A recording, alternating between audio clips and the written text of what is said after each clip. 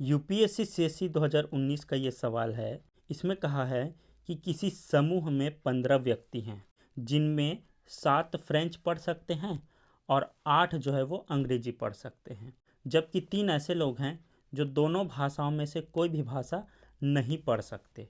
तो कितने व्यक्ति यथार्थतः एक भाषा पढ़ सकते हैं, ये सवाल है।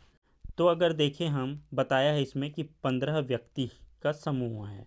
तो एक डायग्राम के आधार पर हम इसको बनाने का प्रयास करते हैं। तो 15 व्यक्तियों का ये समूह है जिसमें 3 ऐसे लोग हैं जो कोई भी भाषा नहीं पढ़ सकते। अब इसमें 7 लोग ऐसे हैं जो केवल फ्रेंच पढ़ सकते हैं और 8 लोग ऐसे हैं जो इंग्लिश पढ़ सकते हैं। ठीक, तो हमें यहाँ सबसे पहले क्या निकालना होगा? हमें यहाँ सबसे पहले दोनों भाषा पढ़ सकने वाले लोगों की संख्या निकालनी होगी। तो मान लेते हैं कि दोनों भाषा पढ़ने वालों की संख्या जो है वो x है, जो फ्रेंच और इंग्लिश दोनों जानते हैं। ठीक, तो इसे सॉल्व करते हैं, जिसमें सबसे पहले हमें इस x का मान निकालना होगा। तो मान लेते हैं कि माना दोनों भाषा पढ़ने वालों की संख्या ये x है, राइट।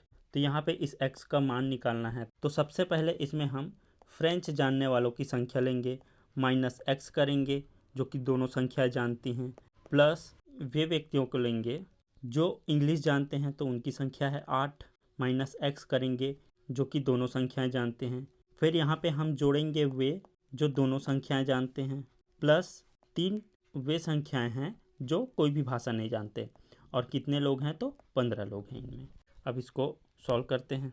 तो ये x और ये x कट गया, ये 8 और 7 हुआ कितना? 15, 15 और 3 18। तो 18 माइनस x बराबर है ये 15। तो x को इधर लाएं, फिर ये हुआ, तो 18 माइनस ये 15 इधर आया, तो x का मान क्या निकला हमारा? ये 3। तो इस x का मान यहाँ पे जो है इसका मान निकल गया हमारा 3। तो x का मान हमारा पता चल गया। अब हमें बताना क्वेश्चन में क्या है कि कितने व्यक्ति यथार्थतः एक भाषा पढ़ सकते हैं।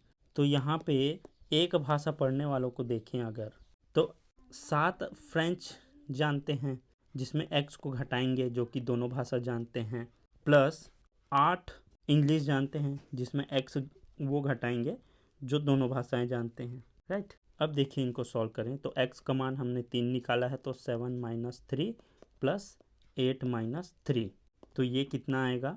ये 8 और 7 15, 15 में जब हम ये 6 घटाएंगे तो आता है 9। तो 9 लोग ऐसे लोग हैं जो केवल एक भाषा पढ़ सकते हैं, राइट। केवल एक भाषा पढ़ सकते हैं।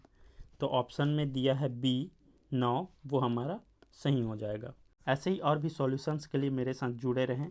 मिलते हैं अगले वीडियो में।